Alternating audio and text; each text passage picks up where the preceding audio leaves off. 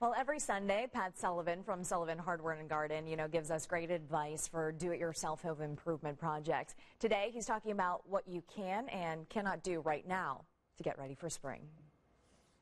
So we're in this funny time of spring. It's so great to see spring right around the corner. But we're in this funny time when it still can get really cold, right? We have warm days and we have cold days. Got to remember, the freeze-free date in Indianapolis isn't even until about April 20th.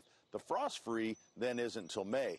So really, when we're still in March, we get the things that we can start doing, but you got to be a little careful. So I was looking at soil temperature. So right now, soil temperature is around 45 degrees. All right. Well, that's too cold, really, for grass seed to germinate. But that doesn't mean it's close. If you get into the 50s, so it's probably time that you could start, if you have some areas that you want to start seeding, you could go ahead and start planting some grass seed. So just don't expect it when you see 5 to 7 days germination rate. Not going to happen until this gets above 50. Also, you're seeing some of the professional guys out there putting down their step one. They're using different stuff than we use. You want to hold your fire because no crabgrass is going to be germinating when the temperature is 45 degrees. So you'll want to hold that off until really second, third week of April. But this is a great time to start working on problem areas. So this is bent grass, and bent grass starts invading bluegrass lawns. It's kind of that real flat grass you can make a nice putting green out of. So it keeps getting bigger and bigger in my lawn. So this would be a good time, once it starts to warm up and actively grow, I could start killing it and then reseeding it. Now, if I didn't like Roundup because I see all the commercials, there are organic ones that you can use as well. So you can kind of start working in the lawn.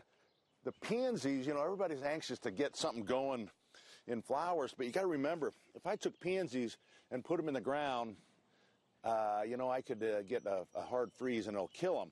Or I could get a hard frost and you end up burning the color out of them. So early on, I like to buy my pansies in something I can pick up and move inside the house. So pansy baskets, bowls, things, anything like that you could cover or move in for cover would be probably better until April when you can start really leaving the stuff outside.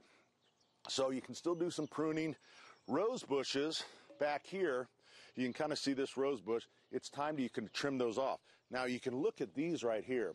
Now a winter, not last winter, but the winter before, someone that lives with me, who's very close to me,